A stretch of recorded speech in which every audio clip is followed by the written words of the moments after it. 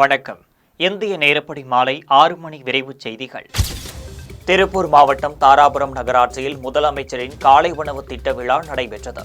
அரசு உதவி பெறும் ஆரம்ப பள்ளி வளாகத்தில் நடைபெற்ற இந்நிகழ்ச்சியில் மனிதவள மேலாண்மை துறை அமைச்சர் கயல்விழி செல்வராஜ் சிறப்பு அழைப்பாளராக கலந்து கொண்டார். மாணவர்களுக்கு காலை உணவு திட்டத்தை தொடங்கி வைத்து அவர்களுடன் அமர்ந்து உணவு உண்டு மகிழ்ந்தார். மேலும் பாப்பு கண்ணன், முஸ்தபா, ஹில்டா மேரி உள்ளிட்ட பலர் கலந்து கொண்டு விழாவை சிறப்பித்தனர். இதனைத் தொடர்ந்து காலை உணவு திட்டத்தின் மூலம் 1050 மாணவர்கள் பயன்பெறுகின்றனர். காஞ்சிபுரம் மீனாட்சி அம்மன் பொறியியல் கல்லூரியில் 41ஆம் ஆண்டிற்கான தொடக்கமும் மற்றும் 1ஆம் ஆண்டு மாணவர்களுக்கான கல்வி துவக்க விழா கல்லூரி வளாகத்தில் நடைபெற்றது. இந்நிகழ்ச்சிக்கு சிறப்பு விருந்தினராக இந்தியன் ரயில்வே ப்ரோ கபடி வீரர் தியாகராஜன் பங்கேற்றார். கோகுல் தலைமையில் ரங்கராஜன் இந்த நிகழ்ச்சியை துவங்கி வைத்தார். மேலும் கல்லூரி முதல்வர் கணேசன் தனது வரவேற்புரையில் அனைவரையும் வரவேற்றார். இதனைத் தொடர்ந்து இந்தியன் ரயில்வே ப்ரோ கபடி வீரர் தியாகராஜன் சிறப்பு விருந்தினராக பங்கேற்றார். மேலும் துறை தலைவர்கள், பேராசிரியர்கள் மற்றும் உதவியாளர்கள், மாணவ மாணவிகள் கலந்து கொண்டனர்.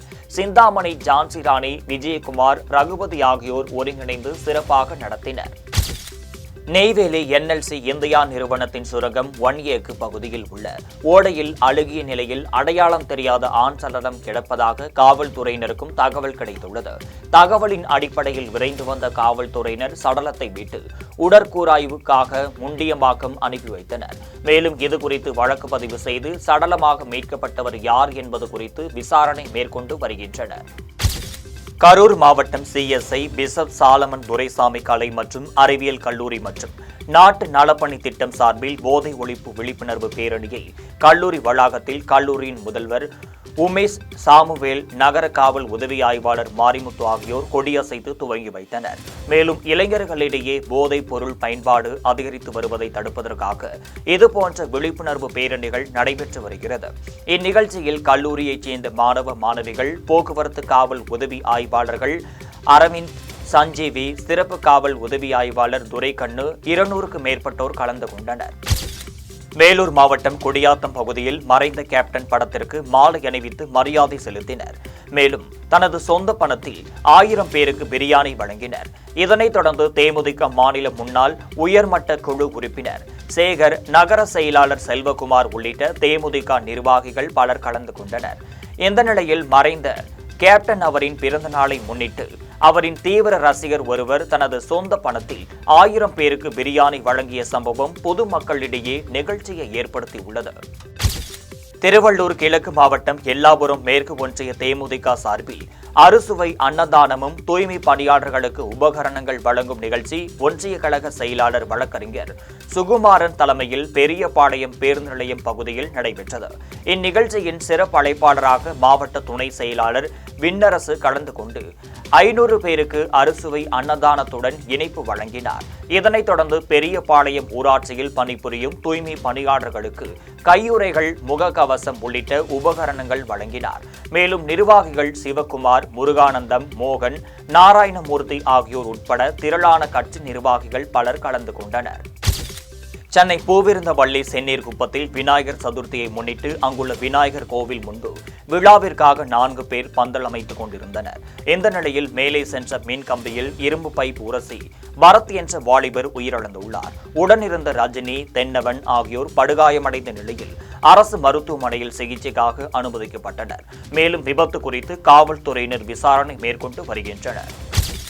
புதுச்சேரியில் தமிழக அரசு பேருந்துகளை இயக்க வலியுறுத்தி காரைக்காலை அடுத்த வடமட்டம் பகுதியில் இந்திய மார்க்சிஸ்ட் கம்யூனிஸ்ட் கட்சி சார்பில் 100க்கும் மேற்பட்டோர் மாட்டு வண்டியிலும் நடந்து பயணிக்கும் நூதன போராட்டத்தில் ஈடுபட்டனர்.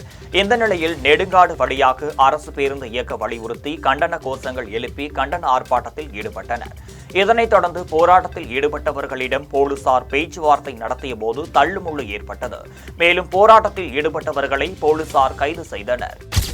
சேலம் மாவட்டம் ஆத்தூர் மற்றும் கெங்கவள்ளி சட்டமன்ற தொகுதிகளில் அனைத்து அரசியல் கட்சிகளின் பிரதிநிதிகளோடு தேர்தல் தொடர்பான ஆலோசனைக் கூட்டம் ஆத்தூர் வருவாய் கோட்டாட்சியர் அலுவலகத்தில் தமிழ்மணி தலைமையில் நடைபெற்றது.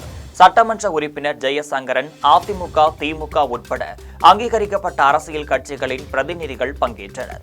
மேலும் தமிழக சட்டமன்ற தேர்தல் அடுத்த ஆண்டு நடைபெறவுள்ள நிலையில் வாக்குச்சாவடி மையங்கள் பிரித்து கூடுதலாக உருவாக்க நடவடிக்கை எடுக்கப்பட இருப்பதாகவும் இதுகுறித்து கருத்துக்கள் தெரிவிக்கப்பட்டன. மாநில அளவிலான துப்பாக்கிச் சுடும் போட்டி புதுக்கோட்டை மாவட்டம் ஆவரக்குடிப்பட்டியில் நடைபெற்ற 51வது மாநில அளவிலான துப்பாக்கிச் சூடு போட்டியில் பாஜக முன்னாள் மாநில தலைவர் அண்ணாமலை கலந்து கொண்டார். இந்த போட்டியில் வெற்றி பெற்றவர்களுக்கு அண்ணாமலை பதக்கங்களை கழுத்தில் அணிந்த நிலையில் அமைச்சர் TRP ராஜாவின் மகன் சூரிய ராஜபாலு கையில் பெற்றுக் கொண்டார். பின்னர் புகைப்படத்திற்கு மட்டும் நின்றதால் சிறிது நேரம் பரபரப்பு ஏற்பட்டது. திருப்பத்தூர் மாவட்டம் வாணியம்பாடி பெருமாள்பேட்டையைச் சேர்ந்த சாமிநாதன் தன்னுடைய பசுமாட்டை தேசிய நெடுஞ்சாலை அருகே உள்ள காலி இடத்தில் மேய்ச்சலுக்காக விட்டு மாலை வீட்டிற்கு சர்வீஸ் சாலையில் உள்ள மழைநீர் கால்வாயில் மீது போடப்பட்டுள்ள சிமெண்ட் ஸ்லாப் மீது பசுமாட்டை பிடித்து சென்று கொண்டிருந்தார். அப்போது சிமெண்ட் ஸ்லாப் உடைந்து பசுமாடு கால்வாயில் விழுந்தது.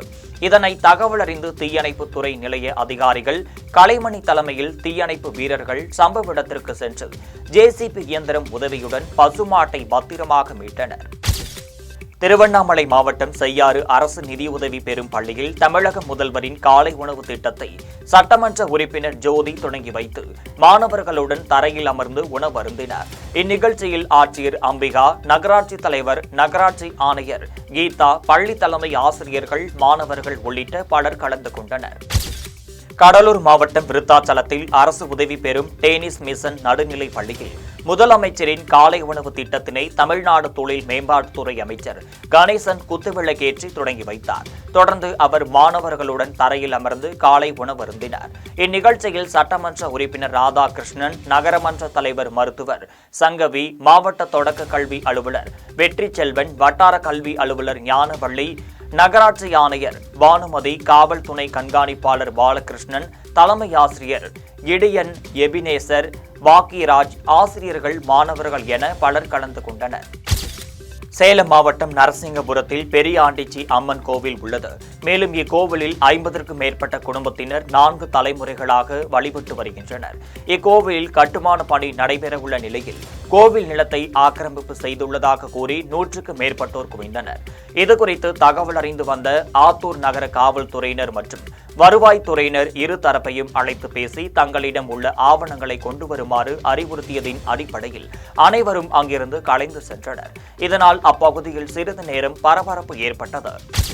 சேலம் மாவட்டம் ஓமலூரில் ஜெயஜோதி அரசு நிதி உதவி பெறும் தொடக்க பள்ளியில் காலை உணவு திட்டத்தை பேரூராட்சி தலைவர் செல்வராணி ரவிச்சந்திரன் தொடங்கி வைத்தார். இதில் பள்ளி குழந்தைகளுக்கு அன்போடு உணவு பரிமாறிய பேரூராட்சி தலைவர் செல்வராணி மற்றும் துணை பேரூராட்சி தலைவர் புஷ்பா ஆகியோர் மாணவ மாணவிகளோடு ஒன்றாக அமர்ந்து உணவருந்தினர்.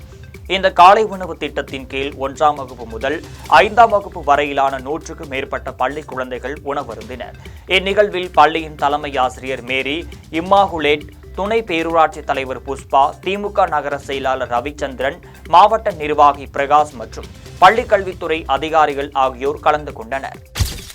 தென்காசி மாவட்டம் சாம்பவர் வடகரை பகுதியில் புதிதாக நியூ தலப்பாக்கட்டு பிரியாணி என்ற கடை திறப்பு விழாவை முன்னிட்டு வாடிக்கையாளர்களை கவரும் விதமாக 2 பிரியாணிகளுக்கு 1 பிரியாணி இலவசம் என்ற அறிவிப்பு கொடுத்ததை தொடர்ந்து சுற்றுவட்டார பகுதிகளில் இருந்தும் பொதுமக்கள் சாரசாரையாக பிரியாணி வாங்கி சென்றனர்.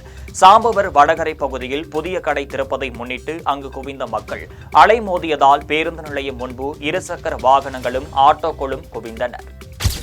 திருவள்ளூர் மாவட்டம் அண்ணாமலைச்சேரி பகுதியைச் சேர்ந்தவர் சர்மிளா. இவர் பொன்னேரியில் உள்ள அரசு வங்கியில் 99,000 பணத்தை எடுத்துக்கொண்டு வீட்டிற்கு செல்வதற்காக பொன்னேரி பேருந்து நிலையம் சென்று பையை பார்த்தபோது பையில் பணம் இல்லாததை கண்டு அதிர்ச்சி அடைந்துள்ளார். இதனையடுத்து பதறிப்போன சர்மிளா பொன்னேரி காவல் நிலையத்தில் இதுகுறித்து புகார் அளித்தார். இந்த புகாரின் அடிப்படையில் பொன்னேரி காவல்துறையினர் CCTV காட்சிகளை ஆய்வு செய்து விசாரணை மேற்கொண்டனர். கோவை மாவட்டம் வால்பாறையில் குறைந்த கட்டணத்தில் தொழிலாளர்கள் தங்கி செல்லும் வகையில் சிங்காரவேலர் ஓய்வு இல்லம் 2,42,00,000 ரூபாய் மதிப்பில் கட்டப்பட்டது. இதன் பணி நிறைவடைந்திருந்த நிலையில் தமிழக முதல்வர் காணொலி காட்சியின் வாயிலாக அதனை திறந்து வைத்தார். அப்போது வால்பாறை நகர செயலாளர் சுதாகர், நகரமன்ற தலைவர் அழகு சுந்தரவள்ளி, செல்வம் மற்றும் அரசு துறை சார்ந்த அதிகாரிகள் குத்துவிளக்கேற்றி வைத்து சிறப்பித்தனர். சேலம் மாவட்டம் ஆத்தூர் நரசிங்கபுரம் பகுதியைச் சேர்ந்தவர் ரமேஷ் மதுசூதனன். இவருக்கு சொந்தமான வீட்டை பூட்டிவிட்டு வெளியூருக்கு சென்றதாக கூறப்படுகிறது. 3 மாதத்திற்கு பிறகு மீண்டும் வீட்டிற்கு வந்தபோது வீட்டின் பூட்டு உடைக்கப்பட்டிருப்பதை கண்டு அதிர்ச்சி அடைந்துள்ளார். மேலும் இதுகுறித்து ஆத்தூர் நகர காவல் நிலையத்திற்கு தகவல் தெரிவித்தார். அதன் அடிப்படையில் விசாரணை மேற்கொண்டதில் திருட வந்த நபர்கள் தங்கி மது அருந்திவிட்டு சென்றதாக கூறப்படுகிறது. மேலும் அப்பகுதியில் உள்ள சிசிடிவி காட்சிகளை ஆய்வு மேற்கொண்டு வருகின்றனர். இத்துடன் ஜெம் செய்திகள் நிறைவடைகின்றன. மீண்டும் செய்திகள் இன்று இரவு 8:30 மணிக்கு. செய்திகளை உடனுக்குடன் தெரிந்து கொள்ள GemLive.tv என்ற இணையதளத்தில் இணைந்திருங்கள். நன்றி, வணக்கம்.